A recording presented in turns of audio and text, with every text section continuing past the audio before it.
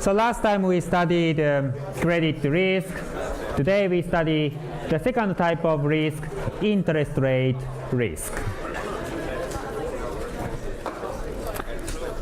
Well, I usually like walking around from there to there while lecturing, but I then realized that for the benefit of lecture recording, I'd better to use my mouse to point at this and that rather than this and that. So yeah, I'll stay here, okay? Good. So before everything else, we start with basic interest rate math with several questions. Question 1, how much do you have to repay for the following debt contract? You borrow £1,000 today and the time to maturity is 2 years. So after 2 years you should make repayment, and the annual interest rate is 0.5%. How much do you have to repay after 2 years? I cannot give you time to think today. This is the right equation. So borrowed amount 1,000 times 1 plus the annual interest rate 0.5% to the power 2, because you are borrowing for 2 years, which is approximately equal to £1,010. So this is the amount you have to repay after 2 years. The interest rate is, by convention, interest rates are all annual rate, okay? Interest rate per year. Let us skip the second question. Question 3, how much do you have to repay for the following debt contract? You borrow £1,000 today and time to maturity is 3 months and the annual interest rate is 0.4%. How much do you have to repay after 3 months? And this is the equation. Borrowed amount 1,000 times 1 plus the annual interest rate 0.4% times 3 months out of 12 equal £1,001. This is the amount you have to repay after 3 months. Again, the interest rate is always the annual rate, but you are borrowing only for 3 months, so you don't have to repay the whole 0.4%, and that's why you have 3 out of 12 months here. So the convention, the rule is that if the borrowing period, the time to maturity, is longer than 1 year, the time to maturity comes as the exponent. If the time to maturity is shorter than 1 year, then it comes inside the bracket like this. It's just convention. There is no good reason for this. Okay? Question 5. This is a little different from the previous ones. What is the interest rate implied by the following debt contract? You borrow £800 today. After 1 year, you repay £1,000. What is the interest rate implied by this borrowing contract? And this is the equation.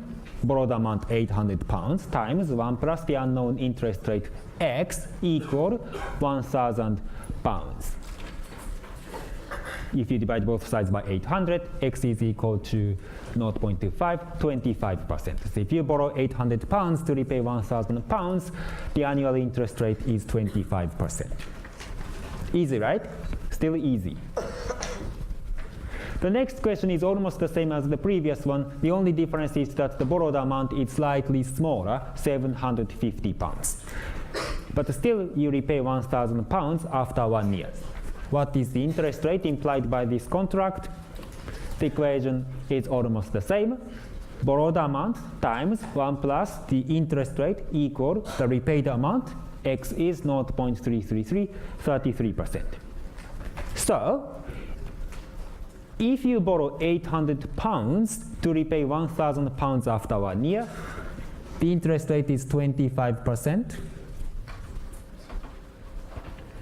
If you borrow £750 to repay £1,000, then interest rate is 33%. Please keep these numbers in mind, because we are going to use these numbers 25% and 33% in a moment. And this is the last question. What is the interest rate implied by the following debt contract? You borrow £750. After 5 years, you have to repay £1,000. And this is the equation. borrowed amount times 1 plus the annual interest rate. Remember, the interest rate is always annual to the power fifth because you're borrowing for 5 years, equal the repaid amount if you divide both sides by 750 and take the fifth root of both sides. 1 plus x is equal to 1.0592. So x is 5.92%. So far so good? Okay, that was the basics. Now the next slide is not difficult, but the most important for today's class. In economics, the following two are considered the same. One is getting a loan, and the other is issuing a bond. In economics, the following two are also considered the same. One is giving a loan, and the other is buying a bond. Let me explain this more intuitively with the help of the mascot character of this module, James. So James says, can I borrow 800 pounds? I will pay 1,000 pounds after 1 year. This girl is an investor, okay? What is the interest rate implied by this debt contract? We already computed it, 25%. Borrows 800 pounds, repays 1,000 pounds after 1 year, interest rate is 25%. We computed it. Now let's consider a slightly different situation in which James says, hey, will you buy this bond for 800 pounds? Let's see what the bond says. I, James, will pay 1,000 pounds to the owner of this paper after 1 year, 1st of December 2007. James. There should be a signature here. Now if you compare these two situations, what's going on is almost, well, exactly the same. Well, in the first situation, James is getting a loan from the investor. And in the second situation, James is issuing a bond to the investor. But either case, basically the investor is lending 800 pounds to James, and James is borrowing 800 pounds. In practice, of course, loans and bonds are different, but in economics, they are the same. So for this module in particular, loans and bonds are the same, okay? Sometimes I say loans, sometimes I say bonds, but they are same. Both are a piece of documentation that promises future payment, okay? Now suppose this investor says, no, I won't. I want to buy your bond for 800 pounds, make it 750, and I'll buy it. Let's say she's a very picky bond girl, okay? Now what's the implied interest rate now? Again, we already computed. If he borrowed 750 pounds today to repay 1,000 pounds after 1 year, the implied interest rate is 33%. Okay? It's higher than 25%. This is a very important point, and this is the relation between the bond price and interest rate. Suppose you issue a bond with face value 1,000 pounds. If the bond is sold for a very good price, like 999, then basically you're facing a very low interest rate. You borrow 999 pounds, and then you repay only 1,000 pounds. That's a very low interest rate. If the same bond is sold for much lower price, such as 650 pounds, then basically you're facing a very high interest. You borrow only 650 pounds, and in the future you have to pay 1,000 pounds. That's a very high interest. So, yeah, in economics, I mean, the high bond price and the low interest are the same thing, okay? And consequently, the bond price going up, the implied interest rate going down, or implied yield going down, are the same thing, okay? Not one causing the other, they are just both sides of the same coin. Is it okay? Going back to the previous example, when this investor thinks James is a risky borrower, she requires higher return or higher interest, which pushes down the price of the bond James issues. Okay? And this way, the price of the bonds and the interest rate of the bonds, they are just inverse relation. Okay? Good. Now let's move on to the next topic of bonds and interest rates. And that's yield curve or the term structure of interest rates. And it's always a good idea to do some simple numerical example to understand difficult concept. Suppose today there are 5 kinds of UK government bonds traded in the market. 1-year bond, 2-year bond, 3-year bond, 4-year bond, and 5-year bond. And we observe the market prices. 1-year bond will pay you £100 after 1 year. So you just wait for 1 year.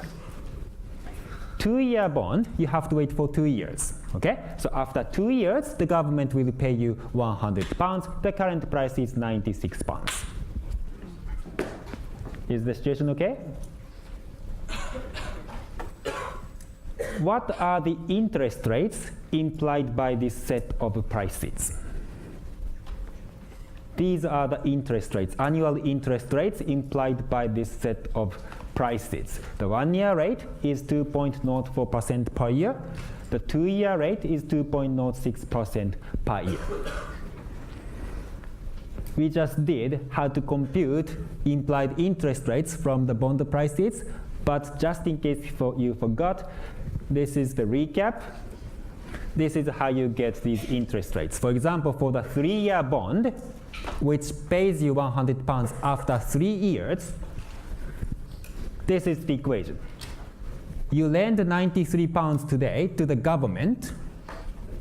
So 93 times 1 plus the annual interest rate to the power third equal £100.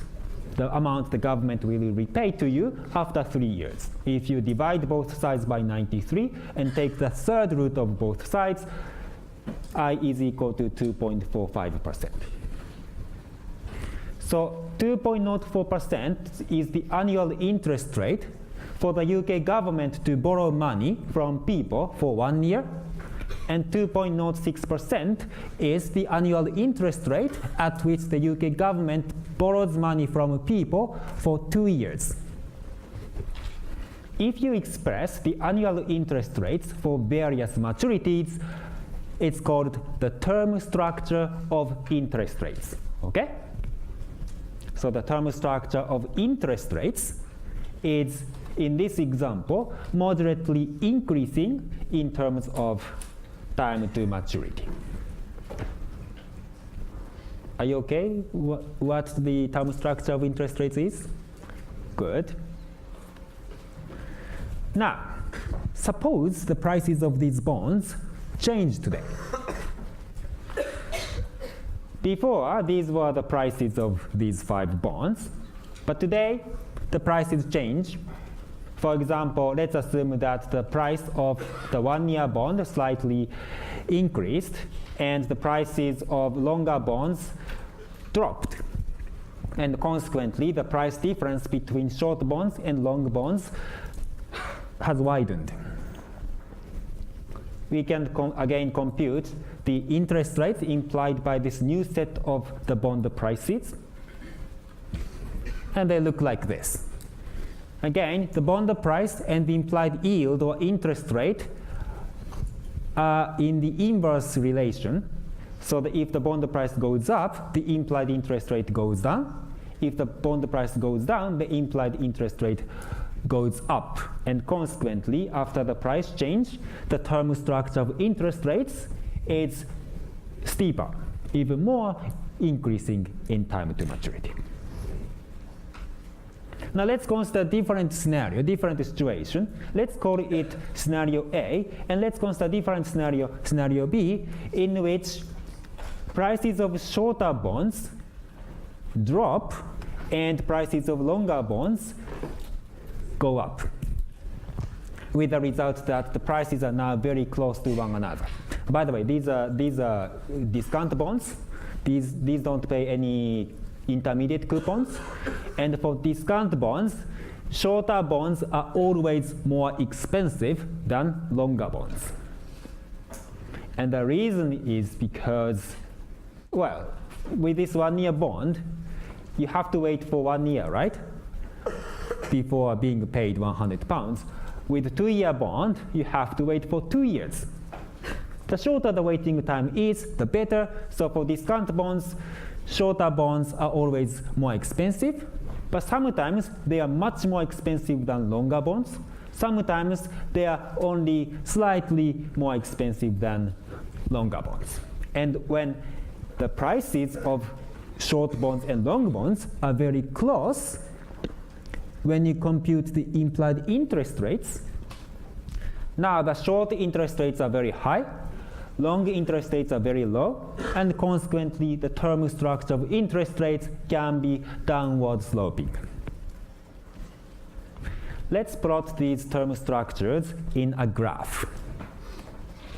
So in this slide, the upper half is the same, identical to the previous slide, and this graph plots these term structure of interest rates. So the horizontal axis is the time to maturity. We have 1 year bond, 2 year bond, 3 year bond, 4 year bond, and a 5 year bond. The vertical axis is the annual interest rate implied by the bond prices. Initially, this blue line was the term structure of interest rates. It was moderately upward sloping. In scenario A, the term structure is much steeper, this red line. And in scenario B, the term structure is decreasing in maturity. When you plot term structure of interest rates as a line or curve, they are called yield curve. So yield curve and term structure of interest rates are the same thing. Okay? Term structure of interest rates and yield curve are the same thing. Most of the time, yield curve is upward sloping, like this red line or blue line. But sometimes, once in a while, the yield curve becomes downward sloping. Then it's called inverted yield curve. Okay? Inverted yield curve means that the prices of short bonds and the prices of long bonds are very close. Let's look at the historical yield curve of US government bonds.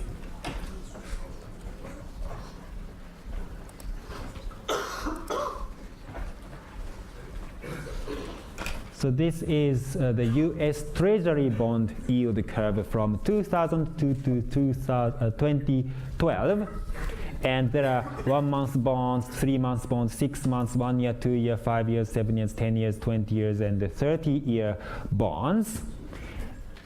And the prices, the bond prices change every day.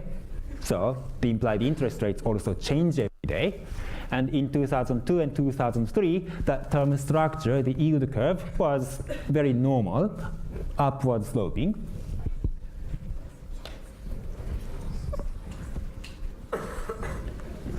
In 2004, the term structure was still upward sloping. And then in late 2004, the term structure started to get flatter. It's now much flatter than in 2002, and in 2005, it's still getting flatter and flatter. In 2006, it's almost flat. Okay, and it's partially inverted actually. This part is inverted, which means that again the prices of long bonds and short bonds are very close. It's inverted in 2006.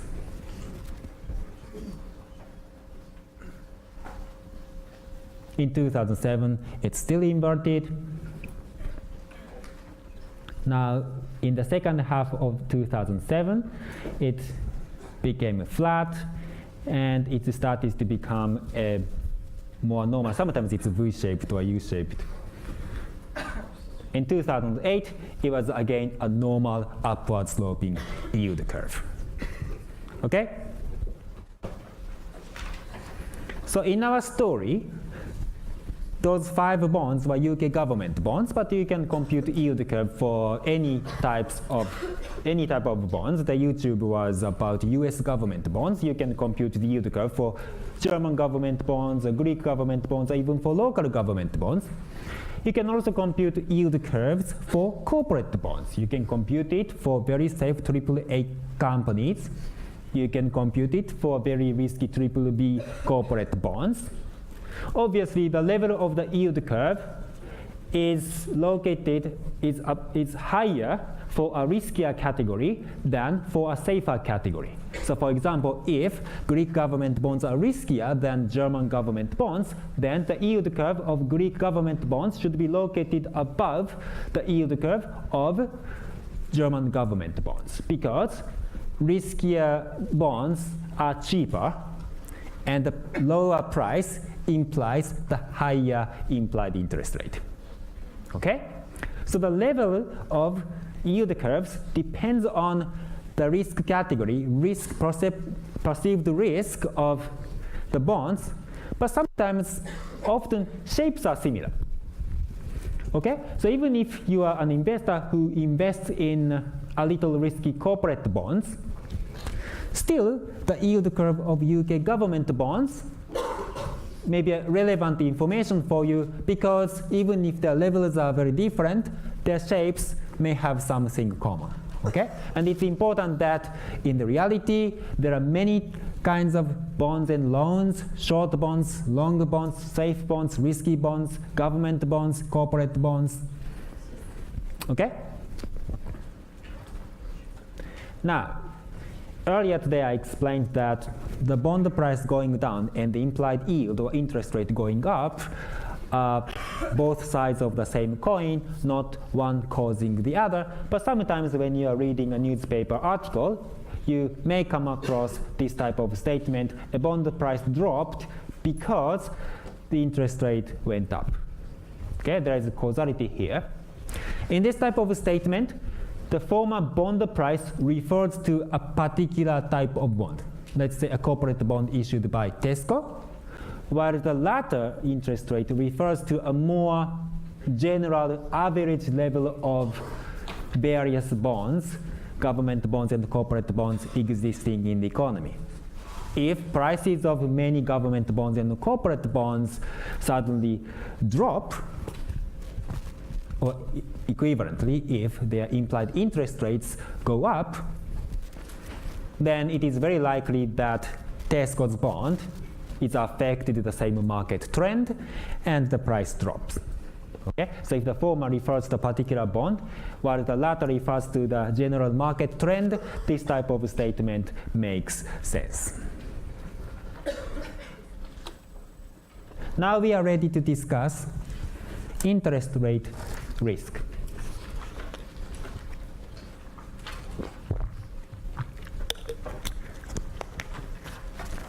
Suppose you are an institutional investor that invests in bond portfolio. Okay? So you invest in short bonds, long bonds, corporate bonds, government bonds. The prices of these bonds change every day. The prices fluctuate a lot. The bond price dropping, however, doesn't necessarily mean that the risk of the issuer has deteriorated. I mean, the creditworthiness of the UK government doesn't change every day, but still, the prices of UK government bonds change every day due to the demand and supply condition of the market.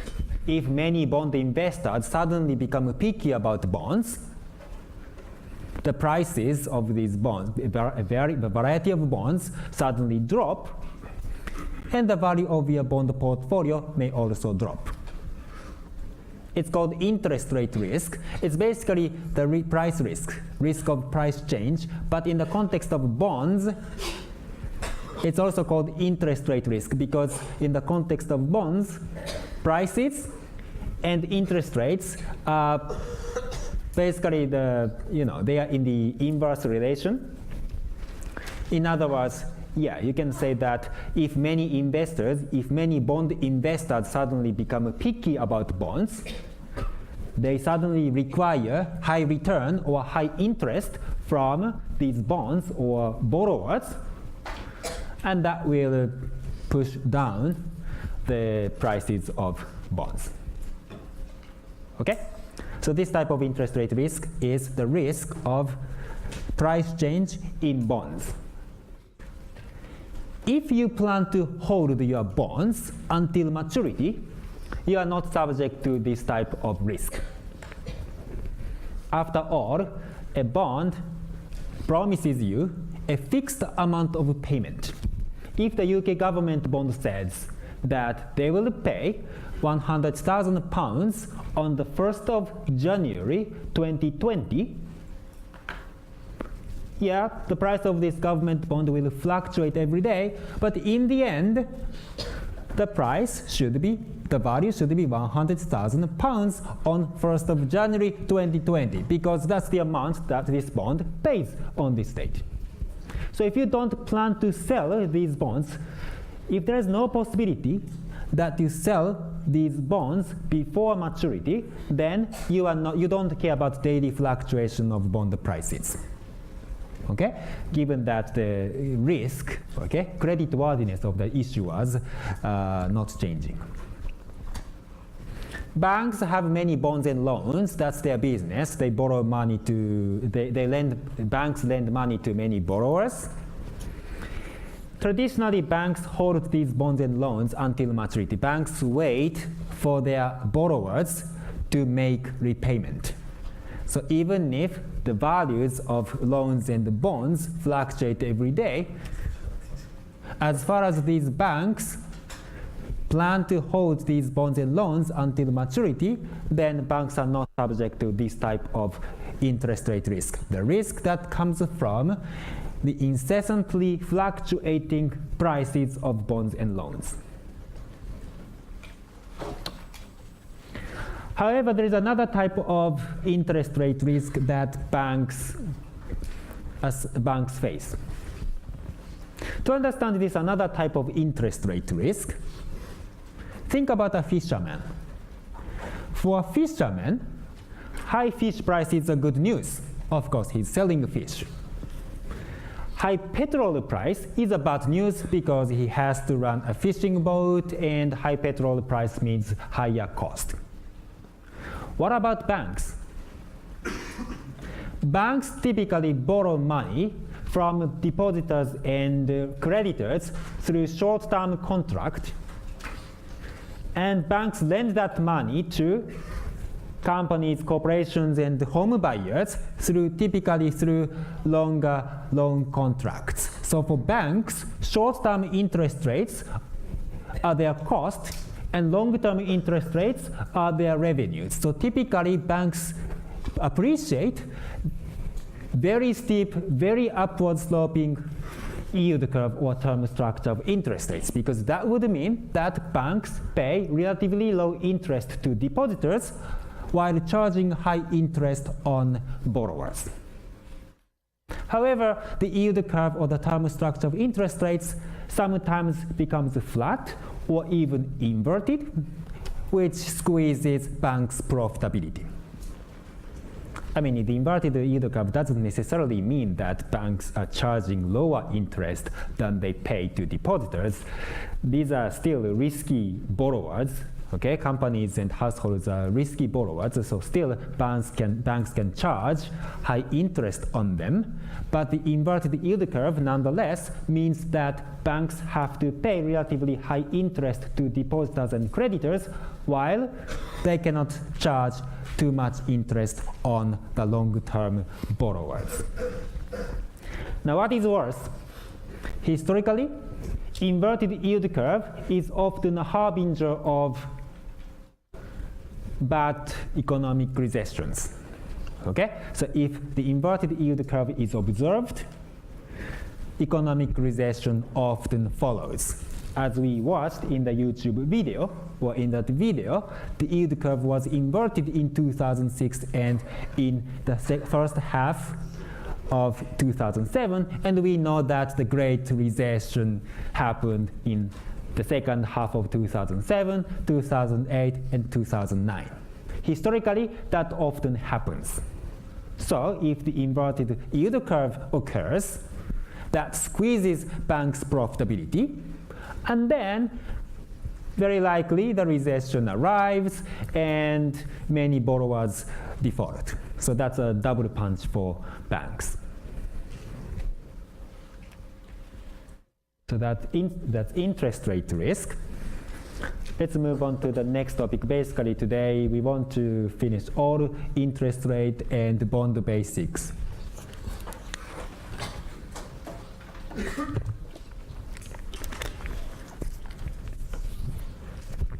It's important because, you know, in microeconomics, we sometimes say interest rate is R, as if there were only one interest rate. But in reality, there are many types of bonds and loans. So there are many types of interest rates. Anyway, so the next topic is a coupon bond.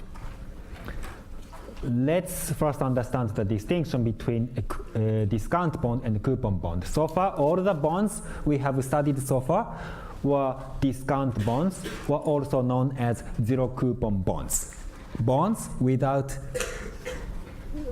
intermediate coupon payments. So this discount bond has face value £1 and time to maturity 6 years. Then the cash flow looks very simple. There's no intermediate coupon payment. After 6 years at the maturity, it pays the principal £1. That's it. And the next is the cash flow of a coupon bond. Let's assume that the face value is still £1 and the time to maturity is 6 years. But it has coupon, so it pays 5% coupon. And let's assume that the coupon payment is annual, once a year. Then the cash flow looks like this. At the end of the first year, it pays 5% coupon, 5% of the principal, £1. At the end of the second year, again, it pays 5% coupon, and so on. And at maturity, it pays 5% coupon, plus the principal is also reimbursed. So the total is £1.05 at the end of the 6th year. Are you okay with the distinction between the zero coupon bonds, discount bonds, and coupon bonds?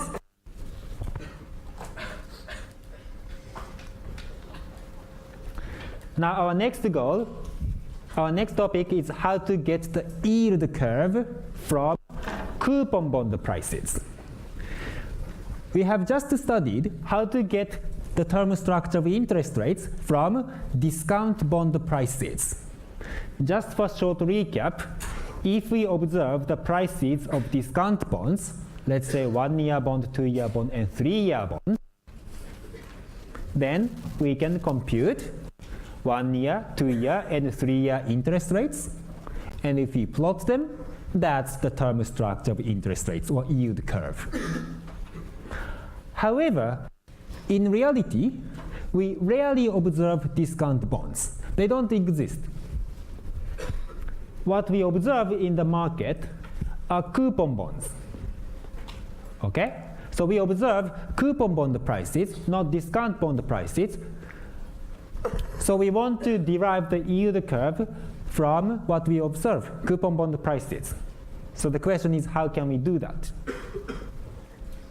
Yeah, we don't observe discount bond prices, okay? We observe only coupon bond prices.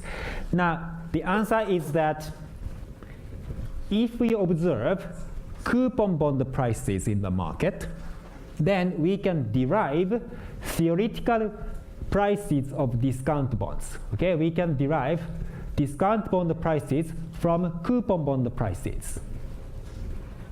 This is a very clever idea.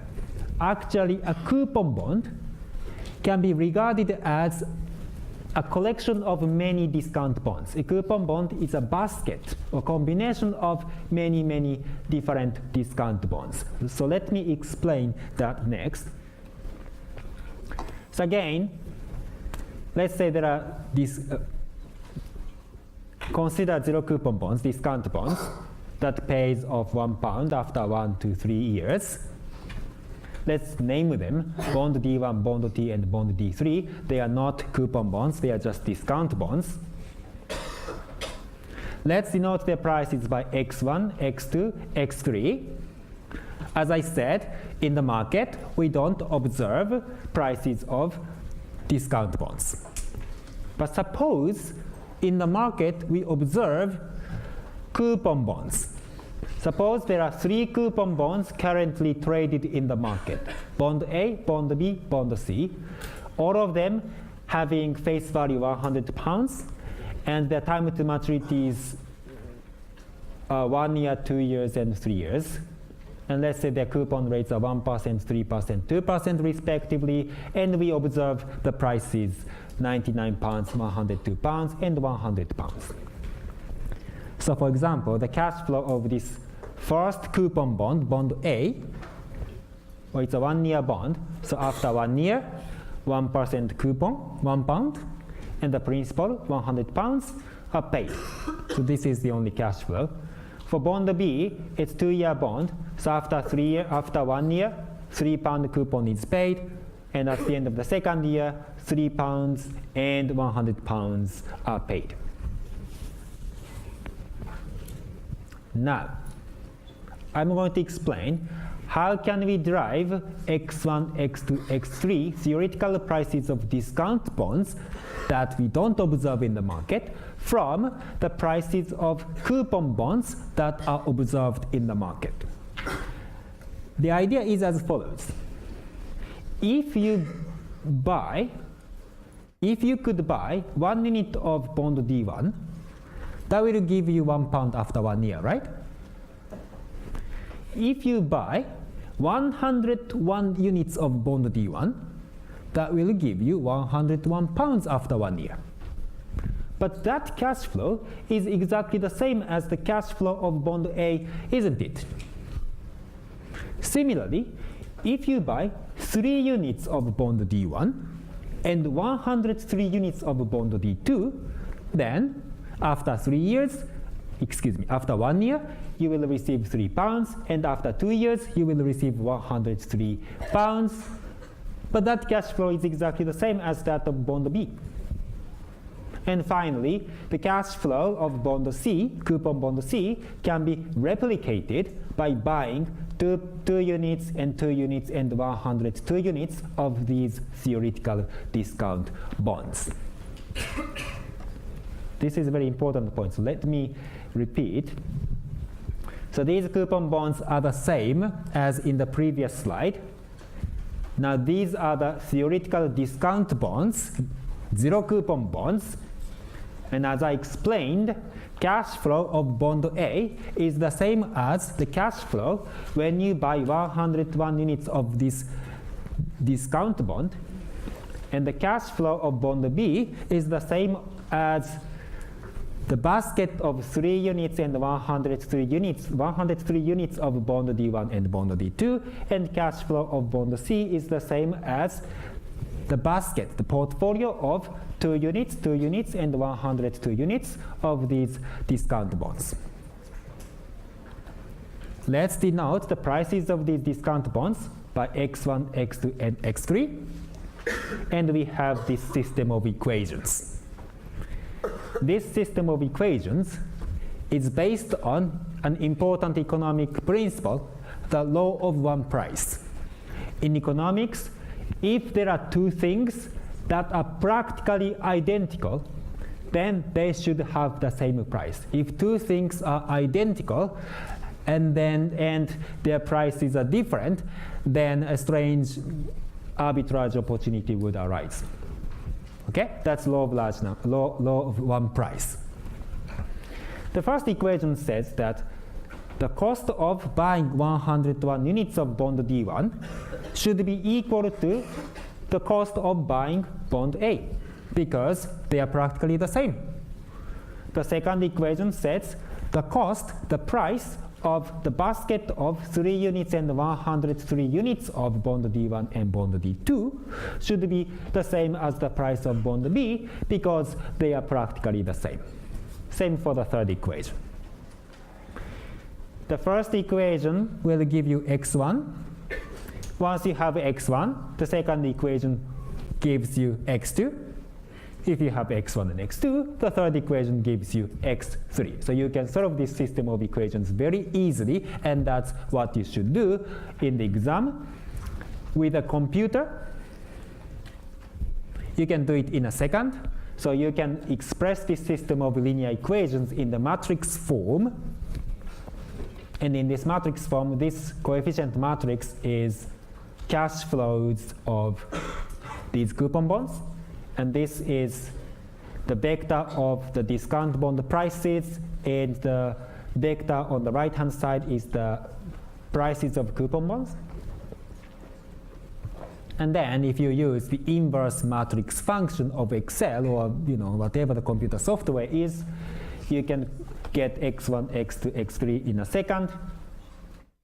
So for example, the theoretical price of a bond that pays you £1 after 1 year is 98 pence.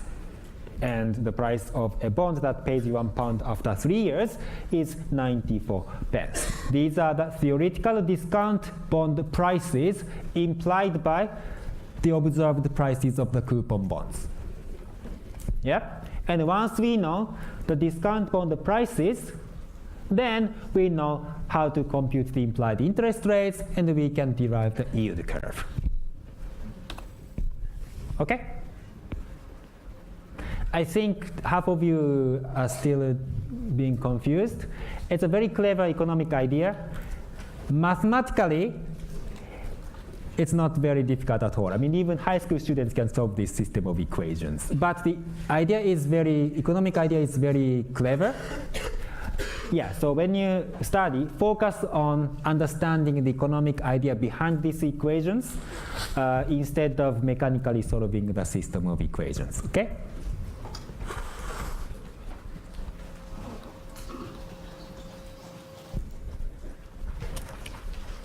Am I going very fast?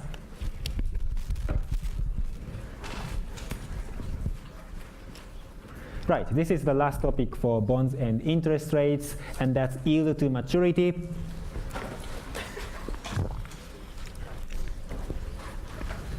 Yield to maturity has very little to do with banking, but this is a very common concept among bond investors. So yeah, you should know it as an economics and finance student. Before introducing a formal definition, let's look at a very simple example. So let's consider the following coupon bond. Face value £100, time to maturity 3 years, and the coupon rate is 2%. And suppose the currently observed price of the coupon bond is £98. Now your friend asks you, what is the interest rate implied by this price? What is the interest rate implied by the price of this coupon bond? Your proper answer would be, what do you mean? Do you mean 1 year interest rate? Do you mean 2 year interest rate? Or do you mean 3 year interest rate? Annual interest rate depends on how long you lend or borrow. If this was a discount bond, zero coupon bond, then I could compute the interest rate implied by the current price. But indeed, this is a coupon bond. And what is important about a coupon bond is that a coupon bond is a mixture of different zero coupon bonds. So there are 1 year discount bond, 2 year discount bond, and 3 year discount bonds mixed in this one coupon bond. So I cannot compute any interest rate from this price. Now your friend says, okay, fine. Then suppose the yield curve or the term structure were flat. Suppose the 1 year, 2 year, and 3 year interest rates were all equal. Then what would be the level of the interest rate implied by the price of this coupon bond? Now you say, oh, that's easy. the current price is 98 pounds, which should be equal to the total discounted value of the future cash flows. After 1 year, there will be £2 coupon, discounted by 1 plus 1 year interest rate, plus £2 coupon at the end of the second year, discounted by 1 plus the 2 year interest rate to the power 2, plus another £2 coupon plus the principal payment, total of £102 at the end of the third year, discounted by 1 plus the 3 year interest rate to the power third. If the 1 year, 2 year, and 3 year interest rates were all equal, they are not, but if they were all equal, then I have one equation for one variable, so I can solve it in principle. I can solve it by Excel solver. Y is 0.027, 2.7%. This is the idea of yield to maturity. So the following is the formal definition. If the yield curve or the term structure of interest rates of the company or the government that issues that particular coupon bond was flat, then what would the level of the yield curve be according to the current price of the coupon bond? In other words, the yield to maturity is the single discount rate that makes the total discounted future value of the future cash flows equal to the current price of the coupon bond. And investors use this concept very heavily. When they compare different coupon bonds, they don't compare prices because coupon bonds have different time to maturity and different coupon rate. So comparing the prices is like comparing apples and oranges. But the concept of yield to maturity takes into account to some extent the coupon rate and time to maturity. So this is the Wall Street Journal, and you can get information about government bonds and other cash securities and foreign government bonds.